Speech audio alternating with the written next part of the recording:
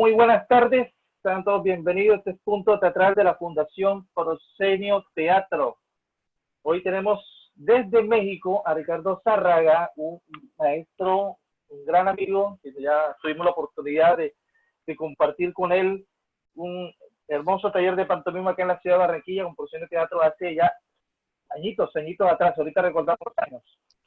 Ricardo Zárraga, actor, director, docente, egresado de la Escuela Nacional de Arte Teatral del Instituto Nacional de Bellas Artes, con estudios en la École Philippe Gaulier, ahorita el maestro me corregirá, de París, en Francia, y en el Busch Center de Locarno, Suiza, y ha trabajado con Dario Fo en la Università di Alcatraz, en Italia. Mimo, clown, improvisador, músico, quien desde el 2001 ha ido trabajando la técnica también de la improvisación y que ha obtenido varios reconocimientos nacionales e internacionales. Ha trabajado en diferentes espectáculos teatrales como proyectos cinematográficos de gran reconocimiento. Ha impartido muchas clases de actuación, improvisación, verso, clown, pantomima, expresión corporal en México, Estados Unidos, Francia, Colombia, Puerto Rico. También en la carrera de actuación de la Escuela Nacional de Artes Teatral del Instituto Nacional de Bellas Artes de México y en el Centro Nacional de las Artes de la Universidad de Londres. Hoy nos encontramos con él aquí. Vamos a darle una muy buena bienvenida a Ricardo Zárraga para hablar de actuar en el siglo XXI. Maestro, bienvenido. Hola, muchas gracias. Gracias por sus palmas, por sus manitos. Gracias. Maestro, bienvenido. ¿Cómo anda? Pues muy bien, aquí muy contento de tener esta oportunidad. Por un lado, de que la situación mundial nos obligue de pronto a hacer esto, pero que quizá no lo hubiéramos hecho si no estuviéramos en esta situación, ¿no? Al menos de esta manera internacional. Entonces, agradecido por ese lado de tener esta oportunidad tecnológica. Lo único malo es que al no estar presente en Barranquilla, pues me tuve que hacer yo mi cafecito aquí. Hubiera estado bueno salir a comprar un tintico en la calle y luego ya entrar a la clase, a la charla. Claro que con ese calor en Barranquilla, un tintico de pronto no. Por eso. No, ayuda. Pero un juguito decoroso, wow, eso sí, o de zapote, maravilloso. Bueno, también. Sí, señor. Maestro, estamos para hablar de la actuación. Con Ricardo teníamos una conversación días pasados de definir el tema, ya que él dirige, actúa teatro clásico, teatro convencional, como podemos decirlo de cierta forma. También trabaja la pantomima, la música, el clown, trabaja el teatro en verso, trabaja la improvisación.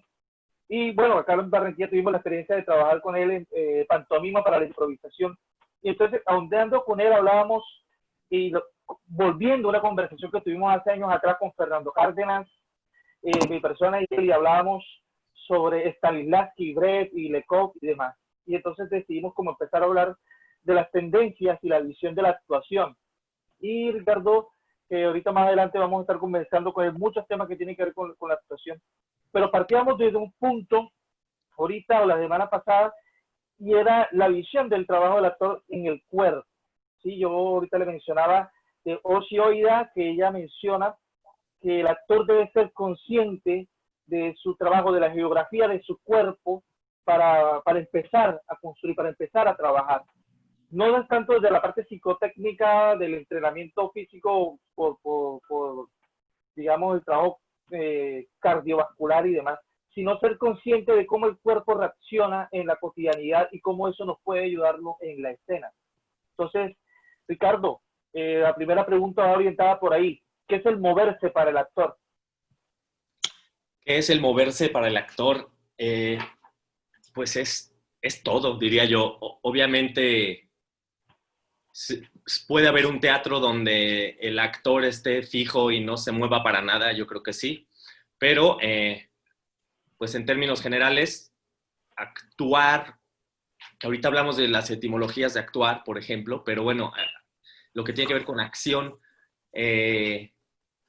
pues va muy ligado de mover el cuerpo. Y nuestro instrumento o nuestra herramienta, yo he estado también muy clavado en un teatro muy de la esencia, muy espiritual, pero en este mundo terrenal material, obviamente nuestro instrumento pues es el cuerpo, nosotros mismos. El cuerpo y la voz, aunque la voz es parte del cuerpo. Entonces, finalmente, un actor en escena, también como lo dice Peter Brook, maestro de Yoshio Ida, ¿no?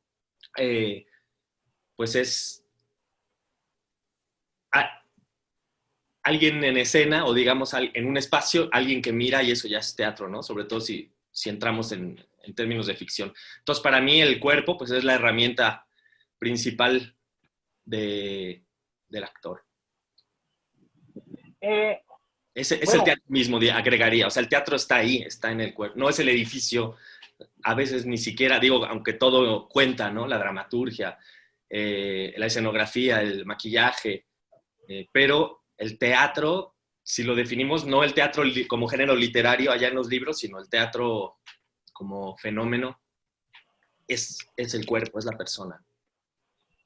Bueno, antes de entrar a diferentes corrientes o visiones de la actuación, de escuelas de actuación, hablábamos o planteaste el concepto de etimología del actuar. Sí. No lo dejemos para adelante, vamos a iniciar de una con esta etimología de la palabra actuar. No me la sé. No, bueno, yo hablaba de la acción, obviamente, pero lo decía la etimología por conectar,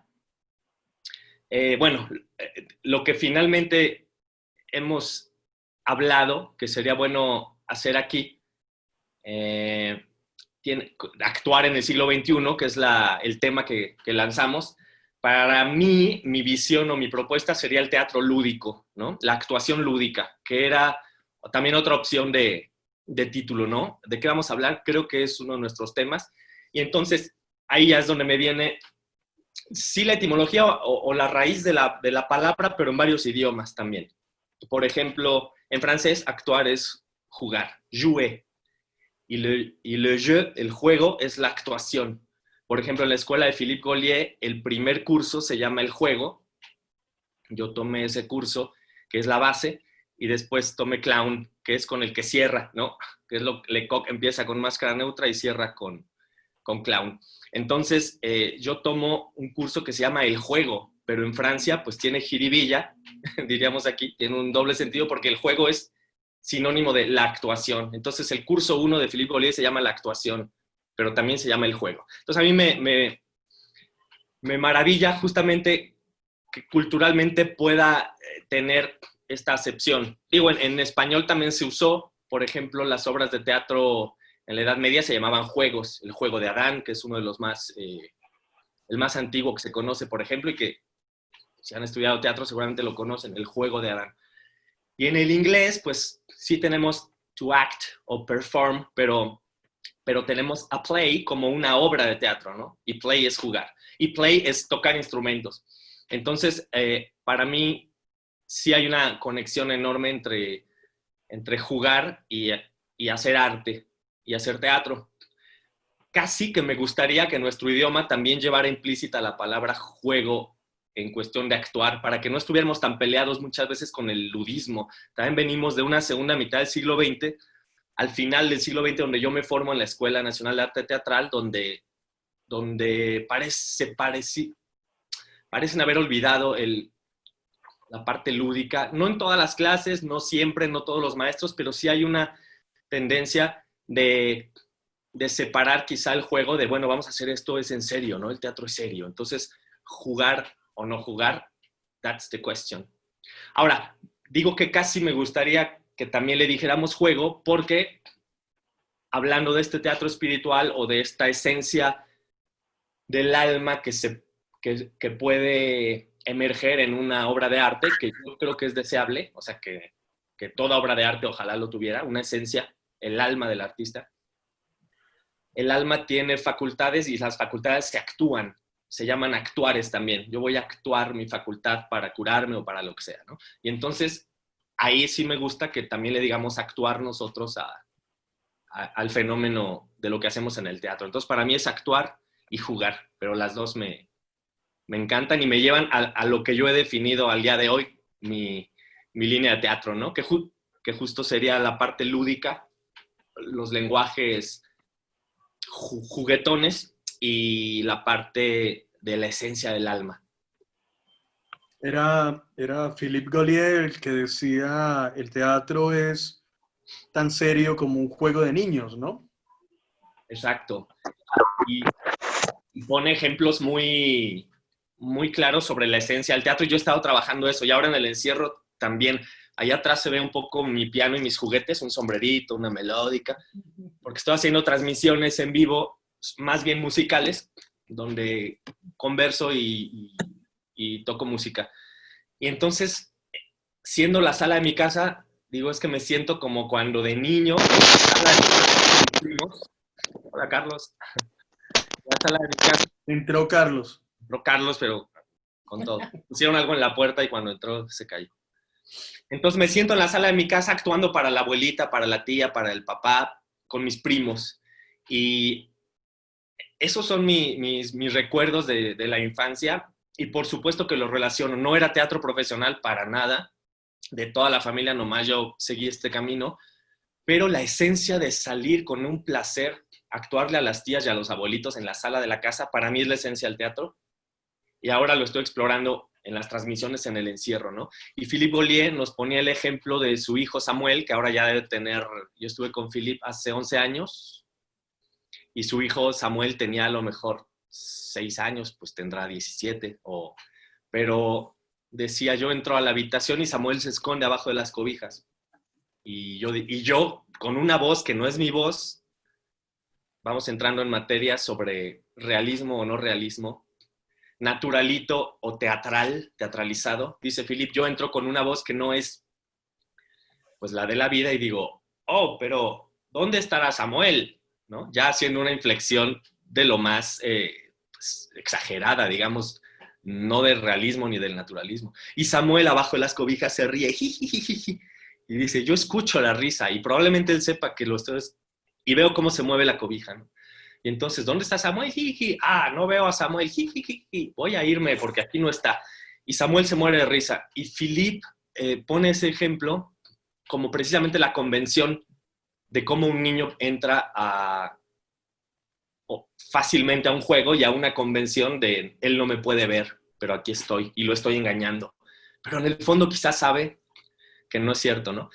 También pues sí, el juego, jugamos a las guerritas y te mato, o al juego que sea, y de pronto, hijo, no sé qué, pum, rompes, no, mamá, tal, y regreso al juego, ¿no? Entonces, sí me parece que es una muy buena apreciación y obviamente estoy muy influenciado por este grande maestro sobre lo que es jugar y actuar. Ricardo, tú tuviste el placer, bueno, el honor de trabajar, de alcanzar a trabajar con el maestro Darío Fo. Y Darío Fo fue un personaje bastante lúdico, bastante juguetón, él como persona, ¿no? ¿Qué recoges de esa experiencia? Pues para mí, bueno, yo cuando me ha tocado trabajar aquí con celebridades o con gente que el público quizá que no se dedica a esto admira, pues yo realmente he trabajado con muchos compañeros pues como un colega, ¿no? Y alguna vez estando en Chicago, justo en el Festival de Improvisación, me encontré a Sean Penn en la calle y sí me llamó la atención, obviamente, porque es un actor de Hollywood. Pero nada puedo comparar con haber conocido a Darío Fo, ¿no? Yo dije, es que aquí sí me declaro fan. De hecho, ese cuadro que se ve ahí atrás es de Darío Fo. Son unos bufones del teatro griego y lo tengo ahí arribita de mi piano. Y me inspiró inconscientemente a la obra que recién terminé de escribir y que espero montar en cuanto se pueda. Pero Darío Fo para mí, bueno, primero fue conocer a un ídolo, verlo entrar, tengo una foto de él entrando al salón y con la luz atrás, o sea, de verdad parece producida así de estrella, de star. Y luego casi lo mato, él murió como 5 meses después, casi se la adelanto, porque yo me acomedí a ayudarlo a bajar del escenario cuando terminó esa primera clase y por poco lo tiro. Entonces, después me hizo así muy cariñosamente, ¿no? Así como, ay, ragazzo, qué bárbaro. Pero bueno,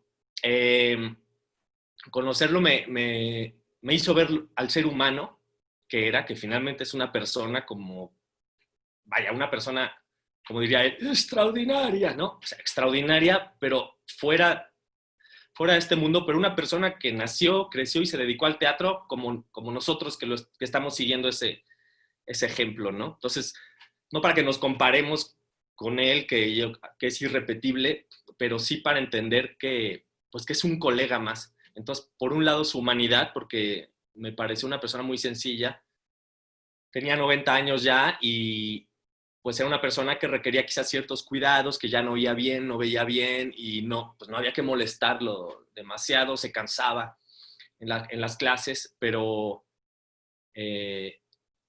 saber que era el hermano mayor, como se le llamaba, no sé si en Colombia también, ¿no? El hermano mayor del teatro finalmente. Y leíamos textos, incluso textos inéditos de él, y también vimos videos de sus obras con Frank Arrame, que ya había muerto. Entonces, ahí pudimos apreciar mucho de este juego, pero sobre todo sus unipersonales, sus monólogos, cuando él sale y te narra, no me acuerdo si es Arlequín o no, simplemente es un Sani o un Gianni, ¿no? Que tiene hambre y que se come un mosco y claro, ves un niño jugando, pero llevado a las últimas consecuencias, ¿no? Y con una convicción y una verdad. Creo que ese sería el paso para volverlo arte, ¿no? La esencia está cuando éramos niños y jugábamos. Después hay que estudiar muchísimo, practicar muchísimo para poder llegar a jugar otra vez así, pero ya poniendo toda la vida. Bueno, los niños lo hacen también, pero ya con una convicción, con un propósito quizá, o con una necesidad para que este juego se vuelva arte, ¿no? Pero para mí, otra vez, están ligados. Es cuando la técnica o toda esa experiencia se vuelve celular, ¿no? El cuerpo la incorpora de una manera que la desaparece, ya es natural, ¿no? Exactamente, ¿no? Que sería como el paso ya del experto, cuando ya olvidas toda la técnica. Pero parece que Gillo quiere comentar algo, le damos... Sí, vamos por la misma línea. Sí, vamos por la misma línea y es de ya cuando adquieres todo, digamos, que has pasado por estas escuelas, ya como empieza a integrarse en el trabajo tuyo como actor y cómo desarrollas tú la línea pedagógica hacia el entrenamiento, hacia la preparación de actores. Pues mira, ese ha sido todo un tema porque hay como una intuición también desde muy pequeño de dar clase. Yo de pronto a los compañeros les explicaba cuando no entendían matemáticas, física, que por ahí tuve una buena época donde me interesé mucho, pero tengo mucho interés en la pedagogía, no he estudiado, es una opción de maestría quizá, pero luego lo temo, me da miedo porque luego uno estudia la técnica y pierde algo, ¿no? Que seguramente nos ha pasado incluso en el teatro. Pero ahí me encuentro con varias cuestiones. Tomé un taller de clown con Avner Eisenberg, que si no lo conocen y les gusta el clown, búsquenlo en YouTube. Avner, con V, Avner Eisenberg. Y él nos decía algo muy, muy interesante y lo voy a ligar. Pues él estudió con Lecoq también en los 70s, lo voy a ligar con Lecoq. Avner decía, yo no voy a repetir las clases que a mí me dieron, porque hay ejercicios que no sé si sirven para algo o no sé ni para qué sirven, ¿no? Entonces dice, yo no enseño lo que me enseñaron mis maestros, yo enseño lo que yo hago. Y era muy interesante porque estuvo en México, lo fuimos a ver al teatro y al día siguiente en clase hablábamos de lo que él acababa de hacer en escena. Entonces a mí me gusta eso mucho. Obviamente he coleccionado ejercicios de mis maestros, algunos los he entendido, unos seguramente los he malentendido. Y sin embargo he encontrado cosas accidental o conscientemente, ¿no? De poner un ejercicio que a lo mejor no entendí, pero cuando lo veo en otro lo entendí. O sigo sin entender, pero el otro entendió algo. O yo lo reinterpreté y sí, suelo inventar o reinventar ejercicios cuando doy clase. Entonces, ahí me he hecho un poco mi propia manera y he coleccionado de todas estas escuelas, ¿no? Pero lo principal es mi base de la Escuela Nacional de Arte Teatral, que es pues sobre realismo, que todavía es hija de Stanislavski, que ahorita podríamos tocar ese punto, y pues ya muy enriquecido con estos maestros franceses, Philippe Gaulier, Pierre Villain, que los dos fueron alumnos de Lecoq, de Dario Fo, de Avner Eisenberg y de otros tantos, ¿no? Entonces, Lecoq también decía algo interesante, que decía, no hagas lo que yo hago, haz lo que tú haces. O sea, Lecoq te invitaba a que tú encontraras tu manera. Y Philippe Gaulier, que me tocó directamente su escuela, también decía, es que aquí no hay un perfil de egreso. Acá en México, en la ENAT, que es la Nacional de Arte Teatral donde estudié, o de ciertas escuelas podemos decir, mira, este actor se ve que viene de la UNAM, o se ve que porque ya venimos cortados con cierta tijera. Y Philippe decía, aquí cada quien sale, o sea, desarrolla lo que es, ¿no? Y ahí está Emma Thompson, que estudió ahí, o Sacha Baron Cohen, que estudió también con Philippe, y son dos actores que creo que aparentemente no tienen nada que ver, ¿no? Entonces ahí, ahí yo diría eso, ¿no? También me parece, incluso ya dando clase en la ENAT, ahí es donde he empezado pues a abrirme paso y a decir, a ver, les traigo 2 o 3 frases que si quieren se las comparto ahorita con mucho gusto para también, a lo mejor rompo 2 o 3 esquemas, ¿no? Pero para decir, aquí se enseña esto, pero yo creo lo contrario, ¡pum! Y yo dando clase en esa escuela, ¿no? Entonces, pero bueno, yo digo que la esencia última es la misma, o la inicial más bien, la primera es la misma, y si nos vamos desde ahí, pues todo es enriquecimiento más que estar oponiendo técnicas o escuelas. Mira, estábamos hablando ahorita de Meissner, y aquí te dije que te iba a contar un paraje. Aquí hay una conversación con Strandberg y Meissner y Muny sobre el mejor actor que ellos conocían, ¿sí? Un paraje del libro. Y le preguntan a otro director y les comenta, en primer lugar, las condiciones. En primer lugar, tienes que tener una voz entrenada a la perfección para cuando abran la boca para hablar, todo el mundo se ponga muy erguido en su butaca para escucharte. En segundo lugar, tienes que tener un instrumento físico muy vivo y expresivo que sea capaz de transmitir hasta el último matiz de lo que estás sintiendo. En tercer lugar, tienes que ser muy temperamental, lo que significa que te enfadas con facilidad y te ríes con facilidad y lloras con facilidad. ¿Cómo ves a Meissner haciendo esas categorías de las 3 condiciones que tiene que tener un muy buen actor? ¿Estas 3 las dijo Meissner? Están enumeradas en el libro de Meissner, que lo dice exactamente. Acá referencian que lo dice Harold Kurtzman, que le preguntaron, un actor o un director, que Meissner le pregunta. Ok. Pues mira, como te decía, yo vengo de la escuela de Bellas Artes en México, de la oficial, digamos, de la gran institución de Bellas Artes, ¿no? Y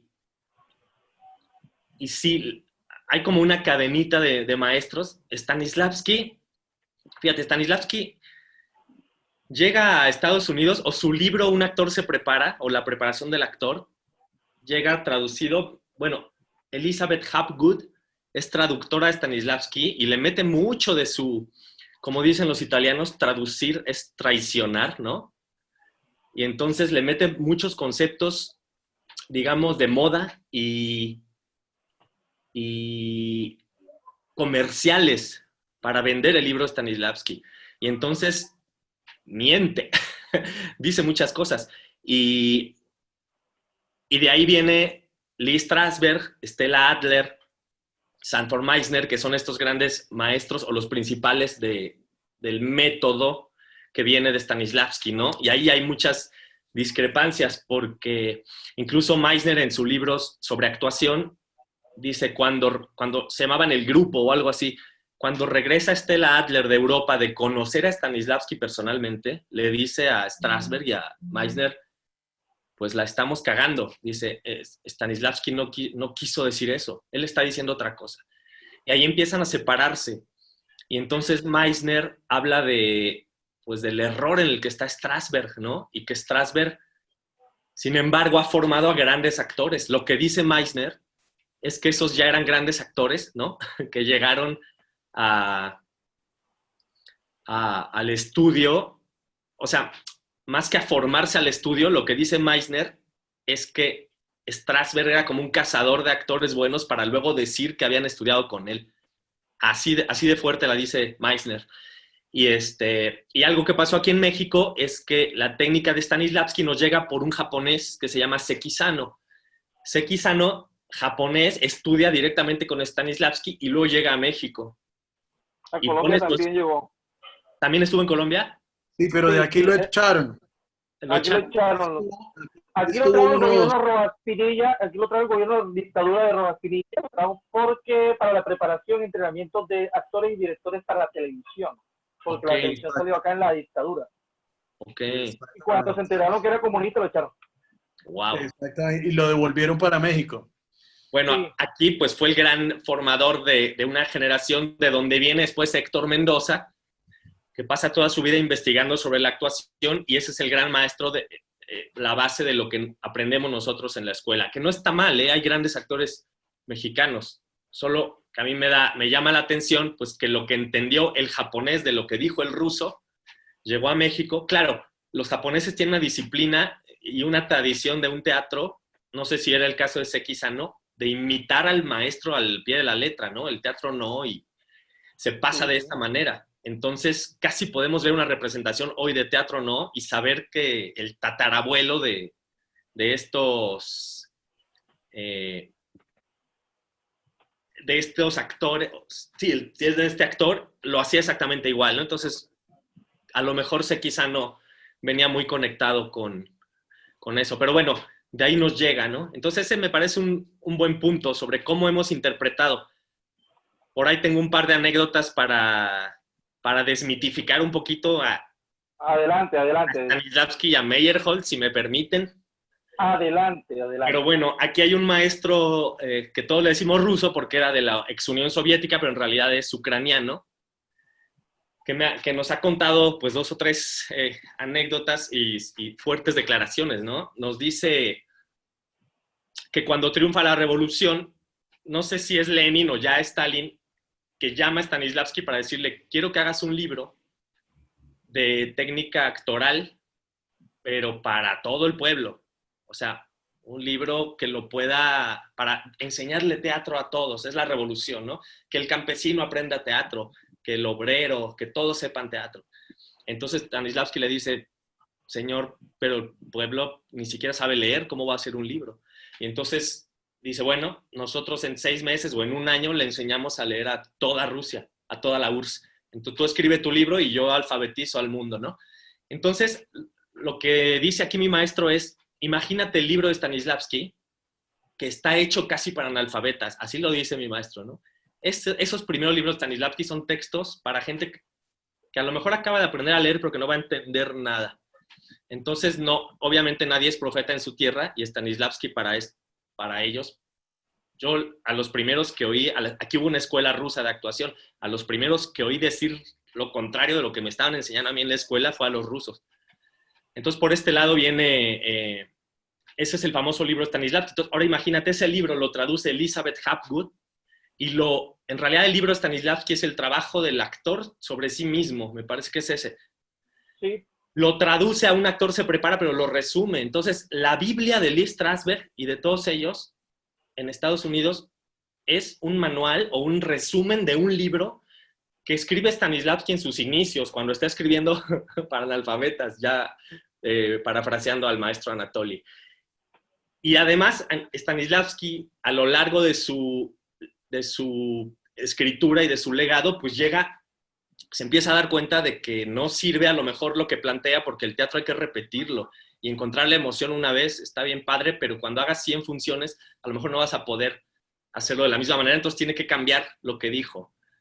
Quizá para cine sí funciona y ahí están los grandes que han estudiado con Lee Strasberg y con Meisner, pero fíjate qué contrariedad. No digo que no te puedas fundamentar, a lo mejor fue un error y no quiere decir que lo que venga esté mal, a lo mejor una mente muy creativa puede encontrar a partir de ahí algo fructuoso, que es el caso de la anécdota de Meyerhold. A Meyerhold hay unos videos que algún día se desclasificarán a lo mejor, donde Meyerhold afirma que el teatro que él está desarrollando es para, otra vez, para analfabetas. O él más bien dice que no es teatro lo que está haciendo, ¿no? Porque él tiene que hacer grandes representaciones masivas de teatro. Y él dice, esto no es teatro, estas son tablas gimnásticas, para que 200 o 400 personas se puedan mover al mismo tiempo, ¿no?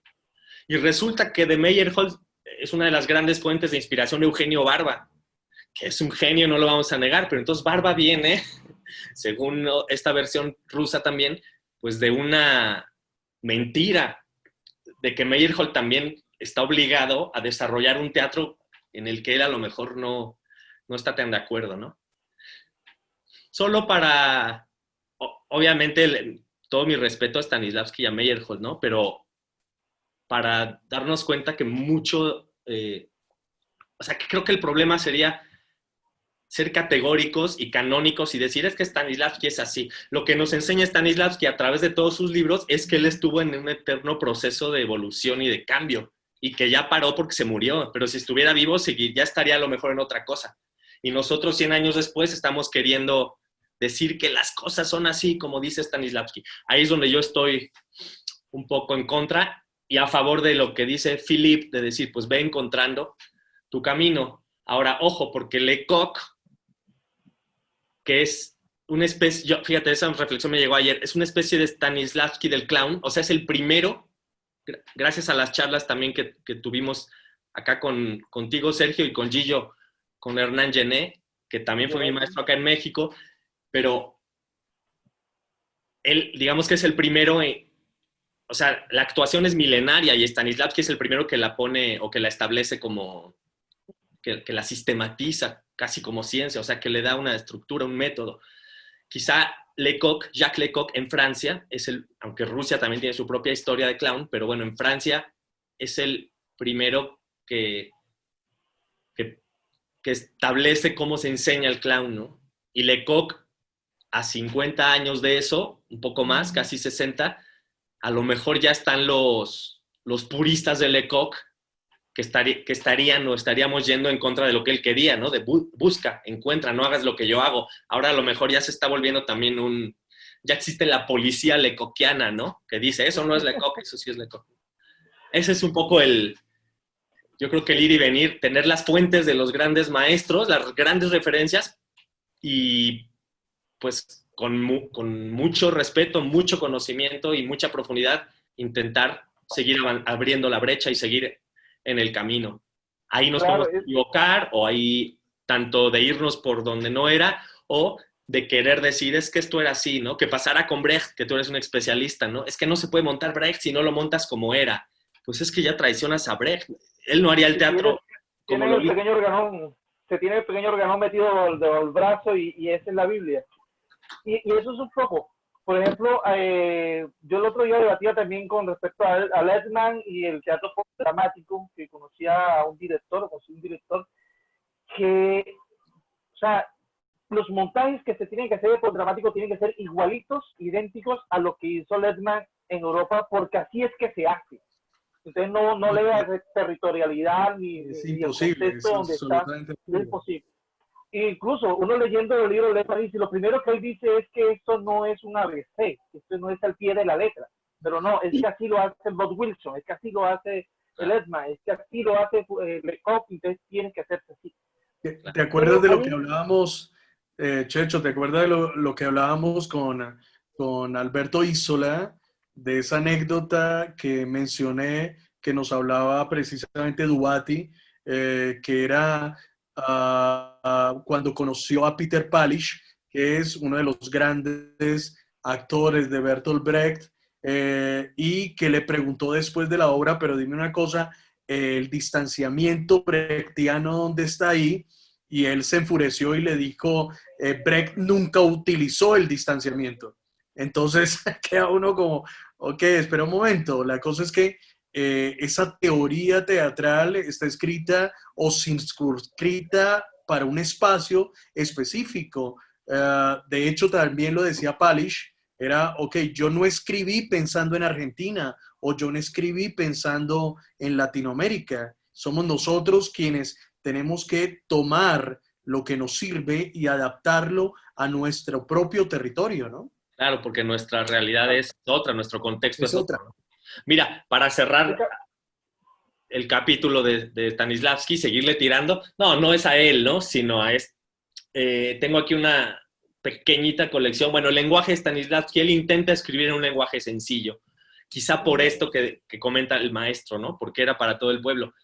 Pero empieza la ciencia, la psicología, la naciente psicología, que es bien recibida por el mundo, y que una vez que llega la psicología al mundo de Freud, pues el mundo ya no vuelve a ser el mismo, ¿no? Pero todo lo anterior, todos los 20 siglos previos y otros 5, 7 de griegos y mucho más de civilización egipcia, china, en fin, pues no hay esta psicología como tal, ¿no? Aunque curiosamente Freud o las referencias de la psicología van a la literatura griega, ¿no? Que ahí había una gran ya sabiduría. Pero esto que le llamamos realismo psicológico es un término que inventa, creo que esta traductora o los gringos, Sí. porque está de moda. O sea, si Stanislavski hubiera surgido en la posguerra, se hubiera llamado realismo atómico, porque estaba de moda la fusión, la fisión nuclear y el átomo, ¿no? Entonces, él nunca habló de ser verdadero en escena, él hablaba de estar vivo, ¿no? Stanislavski no menciona objetivos, que es como, ¿cuál es mi objetivo y mi superobjetivo? Él habla de tareas, él no habla de monólogo interior, sino simplemente de pensamientos. Y así, ¿no? Entonces hay muchos términos que él ni usó y que así como Brecht o como con Stanislavski, después nos volvemos, como dice el dicho, más papistas que el Papa. Pero Ricardo, ahí hay una cuestión muy interesante con esto de Stanislavski, Sí. y empezar a definir como las escuelas o tendencias teatrales. Y con Stanislavski ocurre una cosa y es la visión o el estudio del personaje desde la óptica stanislavskiana. ¿Cómo hacemos? Una cosa es pensar en el personaje creado en una obra de Strindberg, de Chekhov, de los modernistas para acá, y otra cosa es pensar las circunstancias dadas y demás de Edipo o de Antígona, ¿sí? Entonces aquí, ahora, hay una cuestión que es una tarea del actor, pero entonces, ¿qué es el personaje como tal? Para ti, ¿existe el personaje en ese aspecto? Mira, yo sé que esa pregunta es como un dardo envenenado que lleva ahí un venenito, porque para mí ha sido todo un tema, si existe o no existe el personaje. Quizá esta pregunta, si me la hubieras hecho hace 2 años, te digo lo contrario, y quizá si me la haces la semana próxima, también te voy a decir lo contrario. ¿Existe o no el personaje? Creo que es un gran tema para mí. Obviamente en la literatura dramática existe el personaje. Yo leo a Shakespeare y todos esos personas que hablan son personajes. Hamlet, que es un personaje de Shakespeare. Cuando represento yo a Hamlet o tú en escena, ¿es Hamlet o soy yo? Bueno, soy yo. Yo fíjate que el otro día llegaba a una comparación pues muy vulgar, que era, yo creo que el personaje es como viajeros en el tiempo. Soy yo como si me pusieras en Dinamarca con ese vestido así, ¿no? Pum, como en el programa, no sé si estoy hablando de la misma referencia televisiva, pero yo ahora estoy en esta circunstancia, me llamo así y tengo que resolver. Y obviamente a partir de ahí, pues me muevo. Y eso sería un poco para mí el personaje. Si existe o no, he tenido grandes discusiones con grandes maestros, por ejemplo, Pilar Villanueva, que ya estuvo aquí contigo y con Gillo también en alguna transmisión. Con Pilar en algunos tiempos pasados discutíamos porque yo le decía, el personaje no existe. Y Pilar me decía, sí existe. Y yo le decía, estoy convencido. Ya me decía, yo estoy convencida de que sí. Y bueno, Pilar es una grande maestra que yo respeto mucho. Y creo que escuchar a Hernán Gené también me ha ayudado a aclarar por qué él habla del clown como personaje. Y ahora, bueno, he estado leyendo a Meissner y él, como que hay puntos de conexión que creo que me voy a ir más a los puntos donde sí conectamos todos que a donde no. Pero me invita a la Escuela Nacional de Arte Teatral. El primer año que me invitan a dar clases es cuando yo justo en mi exploración decía, el personaje no existe, tiene que ser uno mismo el que está ahí, en las circunstancias, respondiendo a ciertas palabras, ¿no? Que ya están escritas, ¿no? Eso es quizá lo que nos ayuda a diferenciar un personaje de otro, ¿no? Y eso lo dice, me parece que Meisner o Harold Guskin, que es el autor de Cómo dejar de actuar, que también es interesantísimo. Entonces, cuando me invita a la Escuela Nacional de Arte Teatral a dar clase, yo estoy convencido de que no existe el personaje. Y me invitan a dar una materia que se llama creación de personaje. Y yo, como buen actor y teatrero, pues dije que sí, porque no les iba a decir, pero el personaje no existe. No, yo claro que quiero dar clase. Y estuvo muy buena ese año porque justamente planteo sobre la mesa ese conflicto. Yo creo que sí existe. O sea, al final, como nos aclara Hernán Genet, Chaplin lo vemos en sus películas. Y después, cuando dicen corte, pues no se va ese mismo pobretón, torpe, ingenuo a su casa. O sea, no, en el clown es muy claro. No estás tirando todo. Bueno, yo a veces sí estoy tirando y rompiendo todo, pero normalmente es el clown, pues sí es una versión mía, es una versión de mí, pero eso, es una versión de mí en ciertas cualidades. Lo que tiene el clown es que lo más común es que yo explore una misma versión de mí y la vaya enriqueciendo, pero puede cambiar porque uno cambia en la vida. O como decía Hernán el otro día, yo puedo hacer un clown de un tipo un día y otro de otro. O sea, tampoco le tengo que responder a nadie. No me acuerdo cómo lo decía, una frase muy, muy argentina, como algo así como, no sé, que cada quien haga lo que quiera con su vida. Hacé lo que te cante el culo. Eso, que es muy argentino. Hacé lo que te cante el culo. Eso me parece con el clown y el personaje. Ahora, el personaje, si yo voy al teatro a ver a Hamlet, y ahí tengo a Sergio, o a Gillo, o a Daniel Arévalo, o a Norberto Navarro, o sea, si yo quiero ver un Hamlet, no quiero ver el Hamlet escrito por Shakespeare, que solo puede ser de una manera, y yo voy a ir como purista con el Shakespeare bajo el brazo a decir, ese sí es Hamlet, no, ese no es Hamlet, o ese no es Otelo. O sea, a mí ya no me interesa, si voy al teatro a verlo, no me interesa ver el Hamlet que escribió Shakespeare, me interesa ver a Sergio. Pero la humanidad de Sergio, ni siquiera lo que escribió Shakespeare. Yo quiero conocer a Sergio con el pretexto, eso lo maneja Philippe Gaulier, a partir de que Sergio está jugando a Hamlet. Pero ahora la va a hacer Gillo, quiero ver otro Hamlet, porque quiero ver a Gillo. Quiero saber quién es Gillo realmente, porque en la vida andamos irónicamente con más máscaras que en el escenario, ¿no? Para mí un buen actor o actriz en el escenario, incluso con máscara, no es alguien que sale a ocultarse detrás de un personaje, sino es alguien que sale a abrirse y a decir, este soy yo. Claro. Entonces, si yo voy al teatro, quiero ver quién es Daniel Arévalo, no con el que me tomo el café, quiero saber de qué le duele, qué le gusta, cuáles son sus pasiones, cuáles son sus defectos, sus vicios, qué lo atormenta, qué lo hace reír, ¿no? Y eso sí es exclusivo de cada quien. Y nadie va a ser más interesante ni más original que tú, ¿no? Si tú imitas a alguien, copias a alguien, pues ya ni eres original y seguramente no me va a gustar. Pero si sales y me enseñas quién eres, a mí me vas a gustar porque estoy seguro que eres un ser humano extraordinario. Entonces, esa es mi manera de ver para mí el personaje. O sea, finalmente si eres tú, quiero verte a ti. ¿Qué me va a hacer diferente de ver a Gillo de Hamlet o de Otelo o de Tío Vania?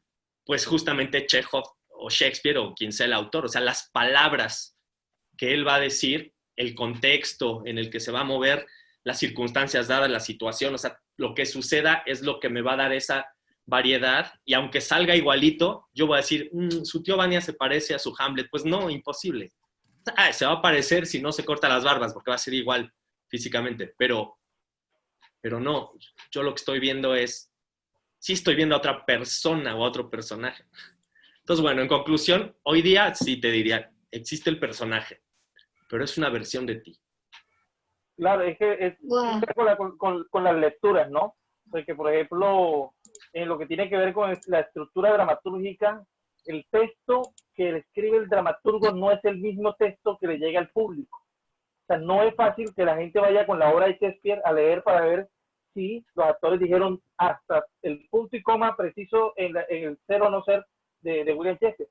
Lo que estamos viendo es una lectura que tuvo el director y los actores de la obra de Shakespeare, y al cual el público va a tener una lectura de la lectura que tuvieron los actores y así se va, y al final, por eso es que los pobres dramaturgos nos dejan por allá tirados al final. Y ahí yo te diría que hay dos versiones. A mí me interesa más quizá la segunda.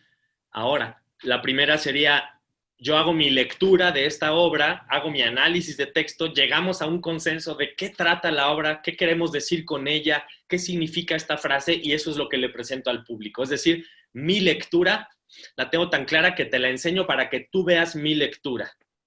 Sí. Y a lo mejor tendrás tu lectura.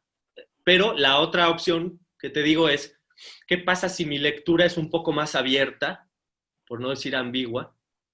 De manera que yo te presento estas palabras con esta acción y al final tú, espectador, tienes tu lectura. Y entonces ya no hay una lectura de la compañía de la obra, sino hay 200 lecturas, o 50, o 400, o 9, porque ahora con el confinamiento vamos a regresar a los teatros y habrá 9 personas.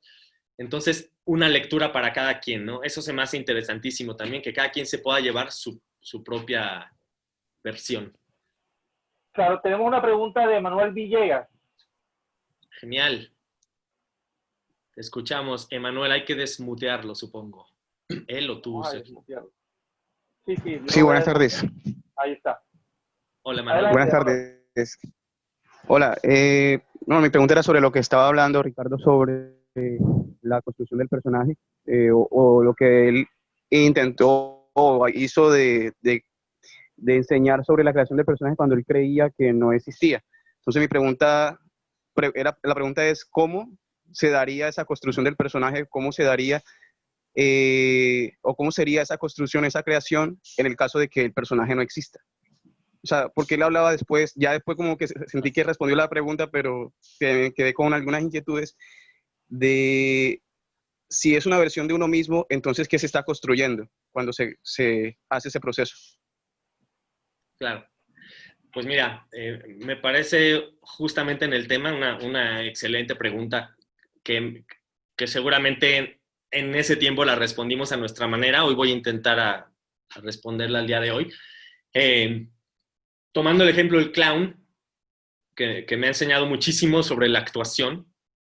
Para mí, viendo el clown desde el teatro, como dice Gené, cuando vienes del teatro, que es la gran aporte de Lecoq, ¿no? Que también es traer el clown, que es de la familia del circo, y el teatro tienen como dos historias separadas, pero es traer al clown del circo al teatro.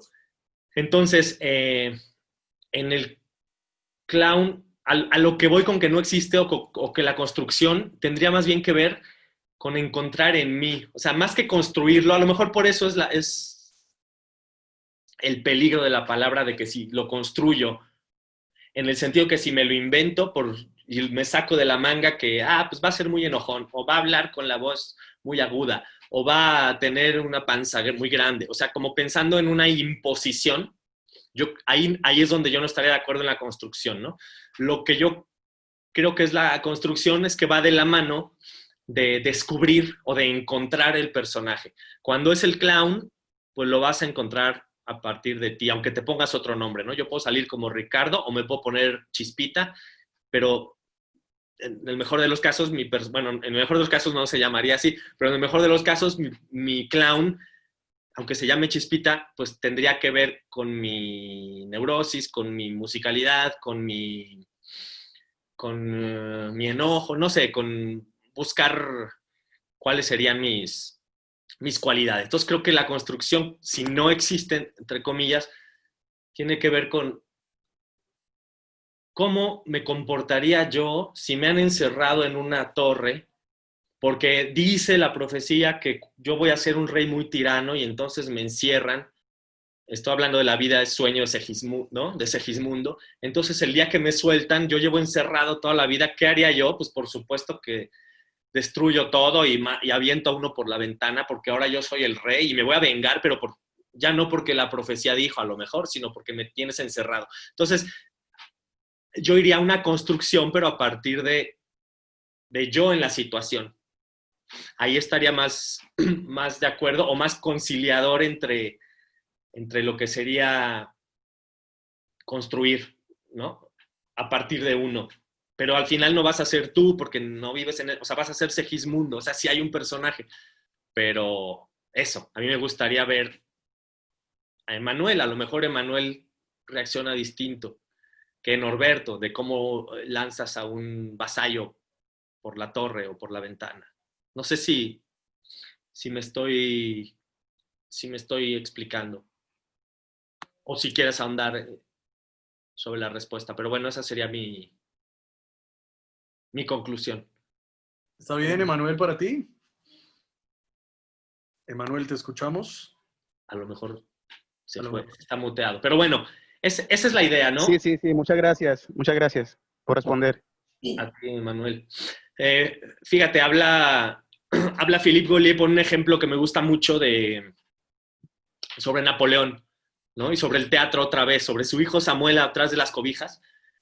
Dice, al final, si tú sales a escena vestido de Napoleón, pues sí, el público ve a Napoleón y se cree que eres Napoleón y ve la batalla y todo, pero estaríamos hablando de una grave enfermedad mental si de verdad alguien del público cree que nos trasladamos a 1800 y tantos y que ese chaparrito que está ahí es Napoleón de verdad, ¿no? Y el mismo actor, si se cree que es Napoleón, o sea, me parece, para él actuar es un artificio, ¿no? Entonces eres tú jugando. Esa es otra quizá de las frases que aquí podrían ser polémicas, ¿no? Hay que estar en la situación y hay que ser ese personaje y no hacer como que. Pues resulta que actuar sí es hacer como que, o sea, es un artificio. Porque si yo salgo y de verdad creo que soy Napoleón ahí, a lo mejor mato a mi compañero de escena. Y si de verdad alguien del público cree que ese es Napoleón porque el teatro me llevó a otra época o porque sigue vivo, o sea, estaríamos enloqueciendo todos, ¿no?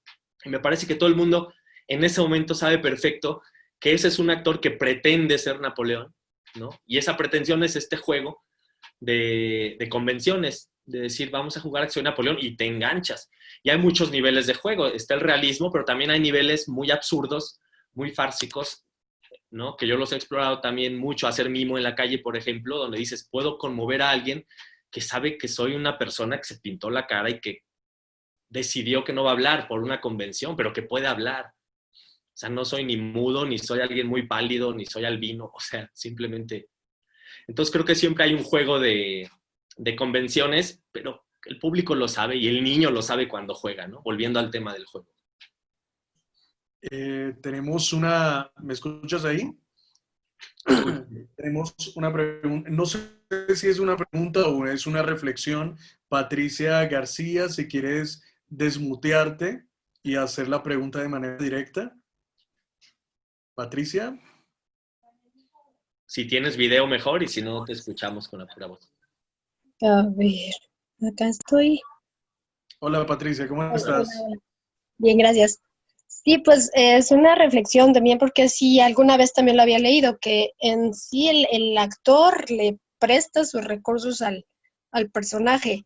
Okay. Y va como que dándole pues exactamente lo que le va pidiendo el personaje, pero a partir de pues, lo que le llaman su instrumento.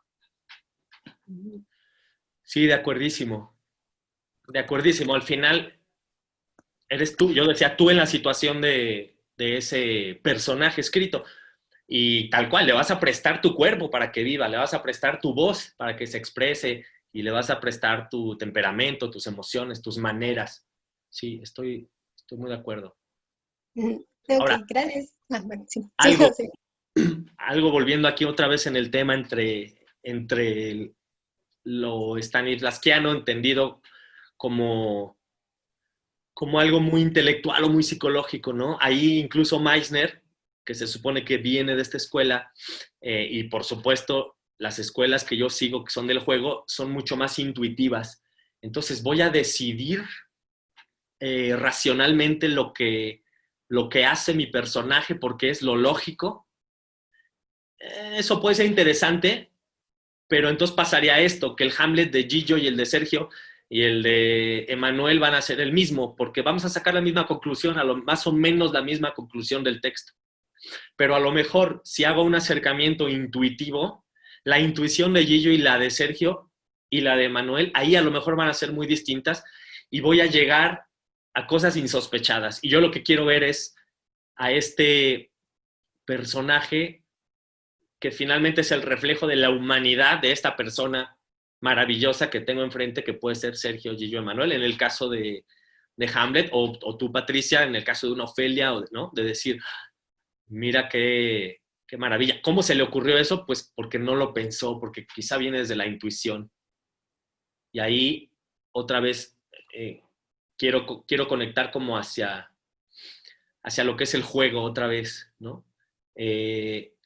La ventaja del juego, como que, mira, nosotros también hacemos impro, y en la impro es básico el juego, y hay muchos ejercicios de la impro que ya van encaminados a calentar no solo el cuerpo, sino la mente, el ingenio, sobre todo a desbloquear la mente para poder ser espontáneo.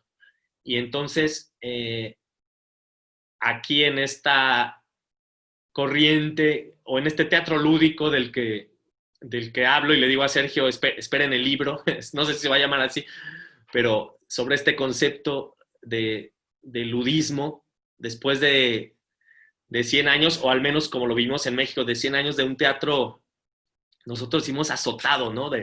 Donde es casi militar, donde tengo que sufrir, donde si no sufro no me sabe, como que hice teatro, ¿no? Y nosotros, yo soy más de la escuela del placer de estar en escena. Yo estoy en escena por placer, y entonces el juego no se vuelve un calentamiento. Para romper el hielo vamos a hacer un juego y ahora sí vámonos todos a la mesa, vamos a leer el texto y otra vez se nos frunce el ceño y se nos apaga la voz y se nos muere la espontaneidad. Para mí, desde clase y también en los ensayos, cuando dirijo y cuando actúo, el juego está presente las 3 horas o las 4 horas o lo que dure el ensayo o la clase, porque el juego nos va a poner en un estado de placer. El juego nos permite correr más riesgos de los que correría si no estoy jugando, porque no importa, es un juego, pero a la vez las reglas del juego me hacen que me comprometa mucho más, y por supuesto que nadie aprende si está aterrorizado y nadie puede crear si está estresado. Digo, los actores normalmente o los artistas a veces sí tenemos la presión de una fecha y tenemos que crear, ¿no? Y manejamos ese estrés, pero nada como crear a partir del placer y la relajación. Entonces por ahí viene mi línea de decir, pues el teatro lúdico, que debería casi ser un pleonasmo, pues es que el teatro ya es juego, ¿no? Pero bueno, quizá en nuestra lengua hay que aclararlo. Un teatro que juegue, un teatro juguetón que va a potenciar la creatividad y que a lo mejor vamos a llegar a lugares insospechados, ¿no? Corremos el peligro de estas juntas donde todos estamos bromeando y no se produce porque estamos, lo que decimos aquí, en la chacota, ¿no? Pero muchas veces hay frases absurdas que alguien dice, pues en una buena lluvia de ideas, pues no tendría que haber un filtro como nos lo enseña la impro y el clown. Entonces a mí se me ocurre algo y digo una cosa absurda, ¿y qué pasa si el director, cuando me toca a mí ser el maestro o el director, dice, a ver, a lo mejor no es tan absurdo? O a lo mejor se dice una idea tan absurda y alguien la contesta más absurda y el tercero que la contesta dice algo genial dentro de lo absurdo. Entonces, para mí también la delgada línea entre la genialidad y lo ridículo o lo absurdo, pues es eso, una frontera casi inexistente, y hay que tener ojo para encontrarlo, ¿no? Después hay que tener cuidado de sintetizar y de quitar la paja y de no llenar con ocurrencias, ¿no? Al final tiene que haber una dirección, pero pues ese es también mi parte del juego. Además de que el juego, y los que hemos jugado algún deporte, si no hay solo improvisadores aquí, pero Fernando Quintal, que hace mucho que no hace teatro, pero que jugaba rugby, o los que hemos jugado impro o fútbol, soccer, sabemos que el juego nos tiene aquí y ahora, sí o sí. Si yo estoy en el teatro acordándome del texto, me paro donde me tengo que parar ya esperando cómo voy a responder ahorita que me digan lo que me van a decir. A lo mejor me lo dicen mal y yo respondo algo incoherente porque mi compañero actor o mi compañera actriz cambiaron la idea, se les olvidó el texto. ¿Qué pasa si de veras estoy ahí a la escucha como por primera vez? Eso sería representar, ¿no? Traer al presente. Y entonces estoy aquí y ahora. En el fútbol no hay de otra. Si yo no estoy atento, me distraigo y me dan un pelotazo. En los tiquetes para ir a ver el béisbol en México, siempre ponen ahí, no pierda de vista la pelota, porque entonces te puede matar, te puede dar un pelotazo. Entonces yo creo que ese no pierdas de vista la pelota aplica en todos los deportes y en el teatro, porque si te distraes, te pega, o te pasa por enfrente y tenías la oportunidad de meter el gran gol y no la viste porque estás esperando la jugada que ensayaste, ¿no? No, es que yo no iba a rematar, el que iba a rematar era Norberto, porque Norberto es el delantero. Sí, pero la bola te llegó a ti, pégale tú, ¿no? Entonces, en ese sentido, me gusta mucho relacionar teatro con deporte, que es también una herencia de la impro, que es theater sport finalmente, ¿no? De hacer teatro deportivo, de decir, pues tiene mucho más que ver el teatro con el deporte o con el juego de lo que creíamos, ¿no? O al menos esa es la línea que les vengo a plantear hoy. ¿Qué más, Michecho? ¿O hay alguna otra pregunta? Ahí, ¿me escuchas ahí? Sí, te escucho. Quería como regresar un poco con el permiso de Checho. ¿Me permites, Checho? Ok, quería regresar un poco a precisamente a esos grandes teóricos, en el caso básicamente de Stanislavski o en el caso de Seki Sano. Quería leer un pequeño fragmento de Santiago García, que fue precisamente estudiante de Seki Sano, y el maestro Santiago García, que murió hace poco, fue nuestro padre del teatro colombiano. Él decía: cada nuevo hallazgo, cada invención, descubrimiento o experiencia que culmina un artista debe dejarse de lado, casi diría enterrarse, para que de sus escombros surjan nuevas y diferentes invenciones, de tal manera que del rescoldo de lo que queda emerja el germen de obras futuras.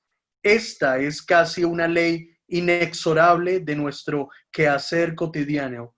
Digo casi para precisar que en el arte las leyes están hechas para quebrantarse, pues todo dogma en la estética conduce a lamentables equivocaciones. Esa es la catástrofe de las academias artísticas. Claro. Pues es el gran dilema también y yo me lo pregunto todo el tiempo, y más cuando doy clase, y me encanta dar clase, y no sé, por ahí estaba conectada una exalumna, no sé si sigue por ahí, pero yo le agradezco mucho a mi formación haber ido a la escuela. Yo empecé a hacer teatro de niño y luego aprendí pantomima y luego entré a la escuela de teatro y como decía hace rato, a veces la técnica nos puede potenciar muchos talentos, pero también nos puede reprimir o matar o apagar otros, ¿no?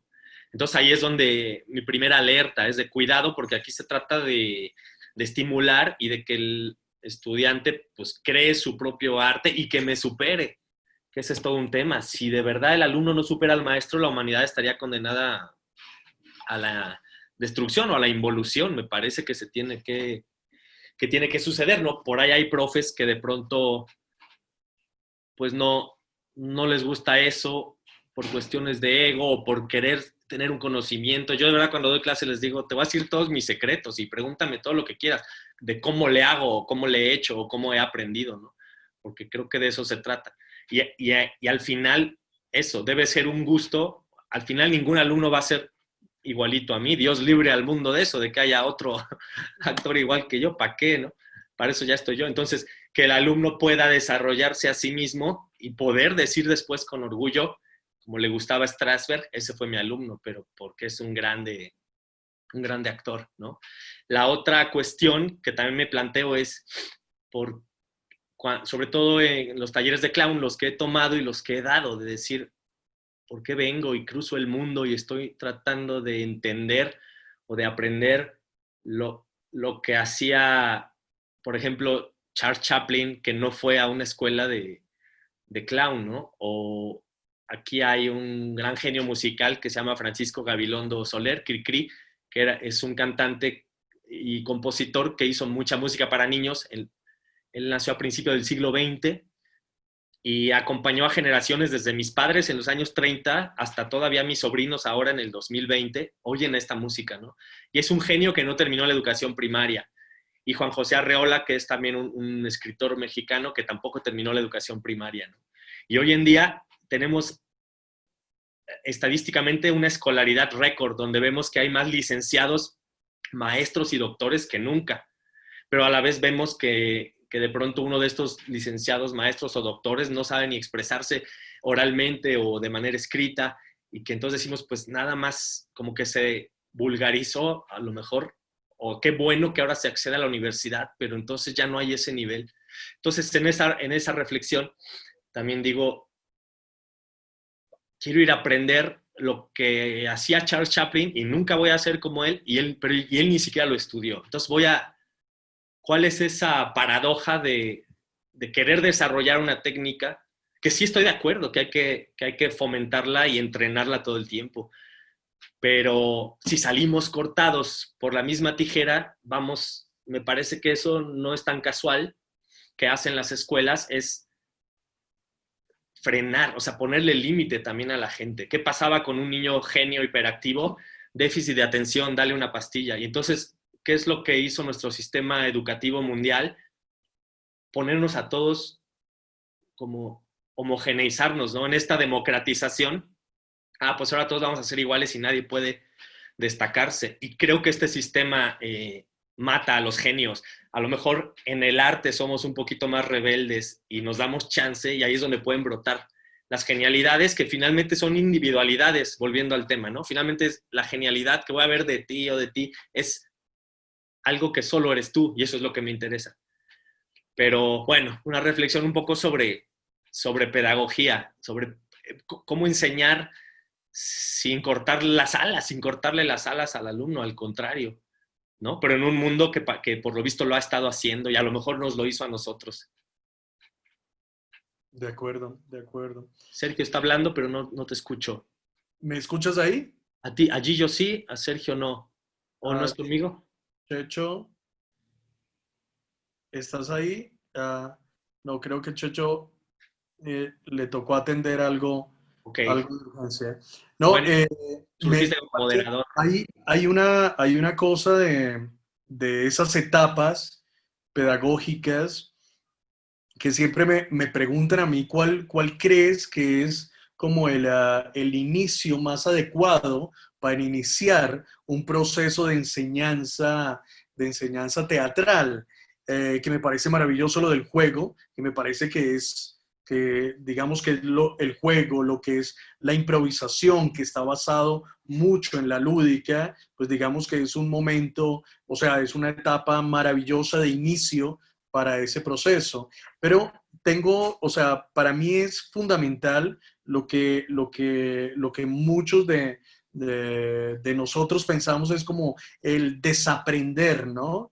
De alguna manera es como limpiar la habitación para poder adquirir nuevos conceptos, ¿no? Ese desaprender o esa limpieza, me refiero exactamente como a quitarnos esos clichés, a quitarnos esos conceptos que ya hemos ido adquiriendo a través de la escuela primaria, la escuela media, de la familia. ¿Qué piensas sobre ese limpiar la casa para volverla a llenarla? Me parece fundamental, ahí coincido en que ese es el camino. Sobre cómo iniciar una educación, por ejemplo, actoral, es curioso porque la Escuela Nacional de Arte Teatral de Bellas Artes, otra vez de donde soy egresado, y por ahí Esmeralda Elizalde, que está conectada, también es colega. Saludos, Esmeraldina. Empieza por el realismo, ¿no? Empezamos por improvisaciones, que sería una especie de juego, pero no con este concepto tan descarado del que hablo yo de jugar, pero hay mucho juego. Y se empieza por el realismo, que quizá porque es lo más difícil, no lo sé. Y en tercer año, son 4 de licenciatura, en tercer año se ve estilo, que son los lenguajes a los que yo me he dedicado un poco más. Y las veces que he dado clase en esa escuela, precisamente he dado en tercer año. He dado la clase de estilo porque hago siglo de oro, verso, siglo de oro español, y también materias, pues eso, lúdicas como máscara, como clown, que no existen además como materias en el plan de estudios, ¿no? Que ese sería otro tema que yo siento que a la escuela le falta, que aprendamos títeres, que aprendamos clown, que aprendamos máscara, que aprendamos más música, cabaret, improvisación, clown, por supuesto. Entonces, no hay esas materias, ¿no? Es una escuela que para mí ya se quedó por ahí en el siglo XX.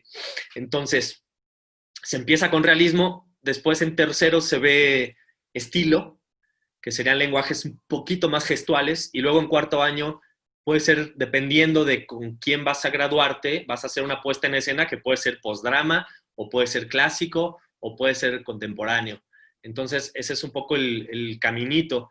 Y yo me he preguntado si, y alguna vez lo hablé con la directora de la escuela, de dar un primer año, ¿no? Yo parece que ya me especialicé en tercer año, pero dije, ¿qué haría yo si recibo al grupo de primero? Yo creo que mucho juego.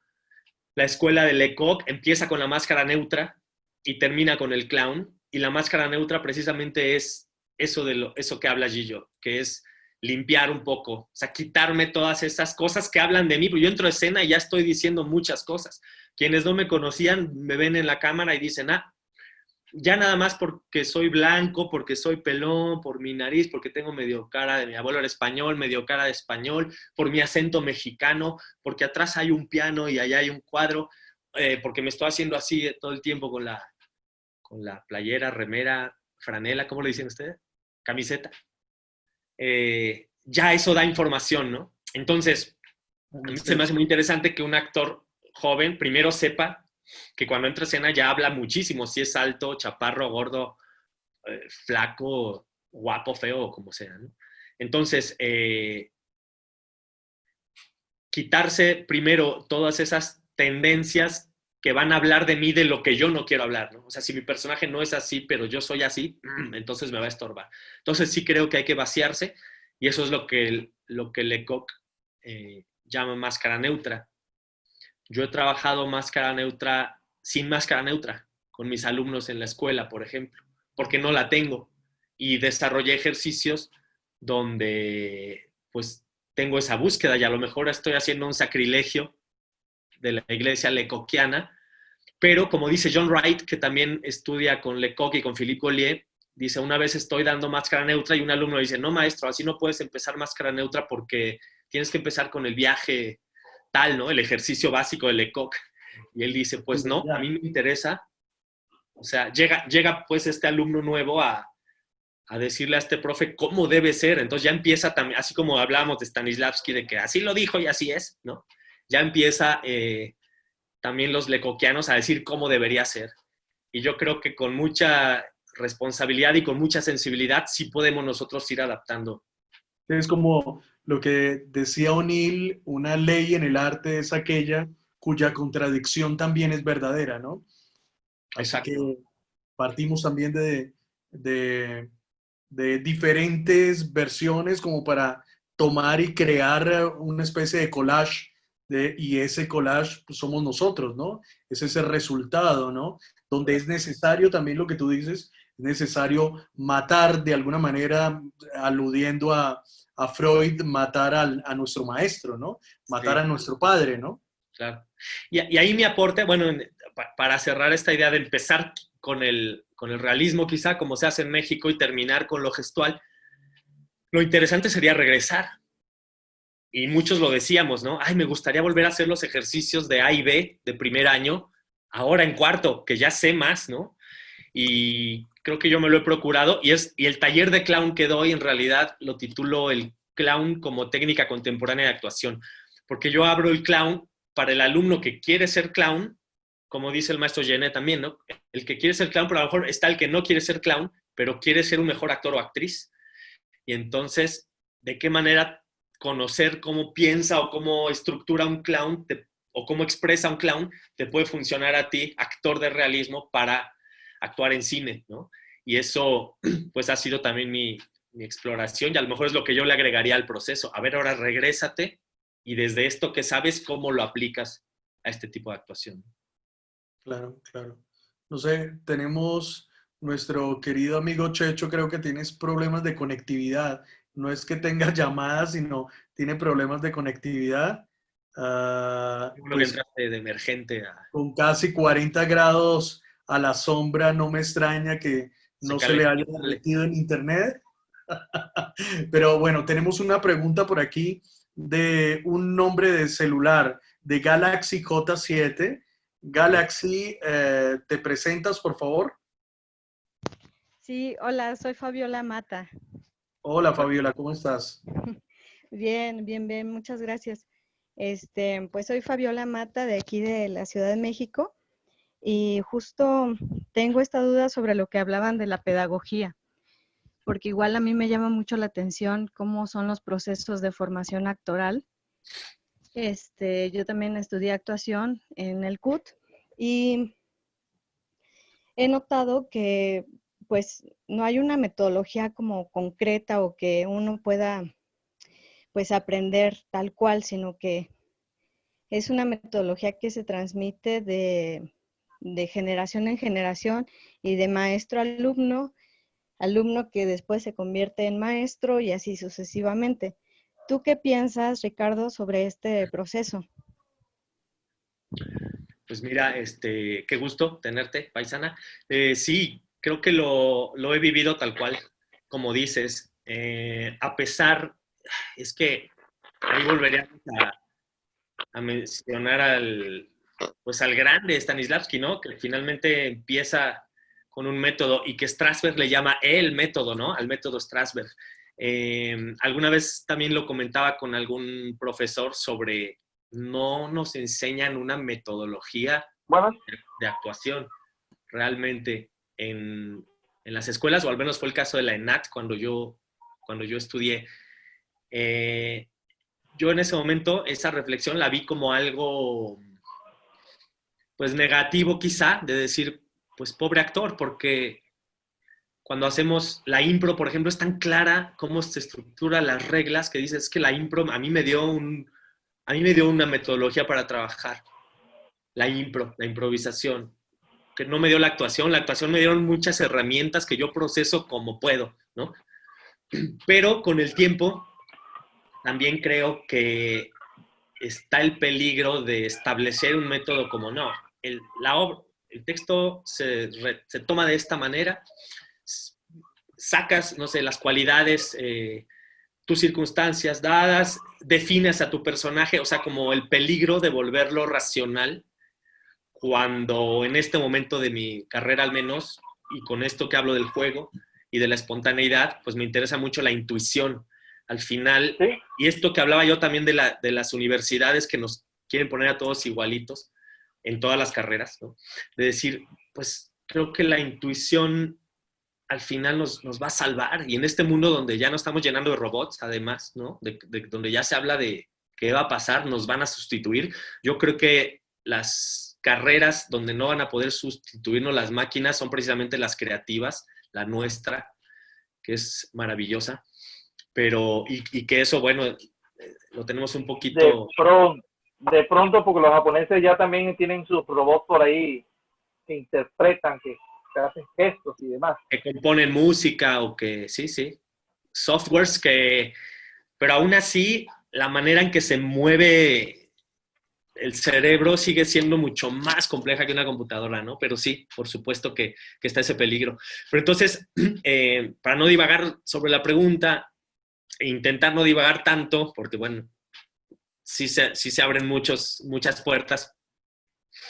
Yo creo que sí, que no nos enseñan una metodología. Yo creo que habría que revisar, porque si le das a un actor o a un estudiante de lo que sea una estructura clara de lo que tiene que hacer, te lo va a agradecer. En una etapa de su formación creo que está bien, pero si todos tenemos la misma fórmula o si todos nos ceñimos a que se va a hacer de esta manera, yo creo que también corremos el peligro de que se empobrezca. Esa es mi opinión ahorita, ¿no? Quizá porque no me queda de otra, o sea, porque tampoco te puedo decir cuál es mi metodología. Bueno, la impro la tengo clara. Sé lo que hace Meissner o lo que hace Lecoq, pero pues al final lo que yo hago en escena y lo que hago en clase es combinar mi mundo y es igual que un actor y es lo que enseño, ¿no? Al final soy un profe único, bueno o malo, pero voy a ser único porque los profes con los que estuve, las obras en las que participé, la experiencia o la multidisciplinaria, las distintas artes que he abordado, pues me hacen ser único y sobre eso tengo una visión o una poética y entonces esa es la que enseño, ¿no? Y en eso sí creo, en una esencia. Pero bueno, nos faltaría esa metodología, yo nomás diría con ese peligro, ¿no? De que o sea, que sea para bien. A lo mejor seríamos mejores actores mucho más rápidos si la tuviéramos, no sé. Claro, maestro. Ricardo, mira, ahorita Gillo se hizo una lectura de Santiago García, yo tenía también otra preparada por acá, también retomando un poco la conversación de esto de la actuación y el personaje. Lastimosamente se me fue el sonido un momento, pero ya Sí. que estoy. A él le preguntan sobre la noción del personaje en la actualidad, qué piensa él del personaje contemporáneo. Y él respondió, la tarea que tiene la dramaturgia contemporánea ¿Quién es, la de perdón? pulverizar. Santiago García. Sí. Santiago García. Sí. La tarea que tiene la disculpa. dramaturgia contemporánea es la de pulverizar el concepto de unidad en todo sentido. Salir del personaje y del conflicto entendidos como una unidad indisoluble. La contemporaneidad ha comprendido que un hombre no es simplemente un hombre, sino que tiene 1000 facetas distintas, 1000 formas diferentes de ser percibido. No es el bueno o el malo, las cosas no se ven en blanco y negro, sino que hay toda una red compleja de factores que construyen una totalidad múltiple y contradictoria. Me encanta. Sí, creo que... De una entrevista que le hicieron hace unos años, bueno, antes, una entrevista por ahí, te voy a mandar la referencia después, de diálogo Por favor. con Santiago García. Y yo creo que eso... Conciertos polifónicos sobre la danza, de la dramaturgia de la danza. Pues ahí Y yo creo que eso liga un poco lo que preguntaba hace rato Emanuel. O sea, cómo es la creación, si hay o no hay personaje. Pero eso que dice Santiago García, ¿se llama? Sí. Es muy cierto que yo soy esta única persona, aunque voy cambiando cada día, soy porque sí soy producto, claro, de mi ADN, que ya trae una información, pero también de mi circunstancia. Y entonces, si yo hubiera nacido en otro lado, o sea, si nazco en España en el siglo XVI, o si hubiera nacido en Argentina o en Canadá en el año 2700, con esta información genética seguramente seré otro. O sea, que sí las posibilidades de ser son infinitas y uno las va acotando cada día, y una vez que ya se escribió la historia, pues ya puedo decir, mira, ahí está quien más o menos soy, ¿no? Que hoy podría sorprenderme y ser otro. Pero en esa ser multifacético y decir, yo podría hacer muchas posibilidades de mí mismo, yo creo que eso es de lo fascinante del teatro también. Y yo, que soy una persona que indeciso para ciertas cosas, digo, pues qué interesante poder jugar al menos a las otras posibilidades que ya no viví, que ya no me tocaron, ¿no? Como dice la canción de Sabina, del pirata, ¿no? También de, bueno, yo puedo ser todos esos. No creo en la reencarnación, pero puedo ser todas estas vidas o todos los hombres que nunca seré. Lo dice en una canción, ¿no? Eso es muy lindo en nuestra profesión, diría yo. Ok, parece que... Ok, bueno, Checho. ya aquí estoy. ¿Estás por ahí, no, Checho? estaba mandando una referencia. Sí, estaba mandando una referencia, ¿me escuchan? Sí. Bueno, Ricardo, creo que ha sido muy, muy contributiva tus tu historia, tu visión el mundo de la actuación. Tienes en proyecto 2 libros, el de la condición lúdica y otro que tiene que ver con la técnica del clown y la improvisación, los cuales estaremos gustosos esperándolo para leerlos y poder compartirlos. Imagino que ya Gidio se estará preparando para ver ese material de clown y de improvisación. Obviamente, eso estaré ahí en primera fila. Sí, pues yo feliz de ir a presentarlo en directo y no solo por Zoom, para ahora sí tomarme mi tintico antes de la presentación y aguantar los 40 grados, si es Barranquilla, o los 25, si es Bogotá, o donde estén. Sí.